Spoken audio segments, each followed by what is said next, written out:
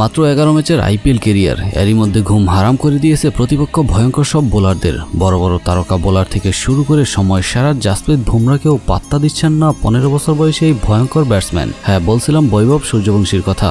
গত সিজনে মাত্র 14 বছর বয়সেই আইপিএলের ডেবিউ হয় তার, আর সেই আসরেই বনে যান আইপিএল ইতিহাসের সর্বকনিষ্ঠ সেঞ্চুরিয়ান।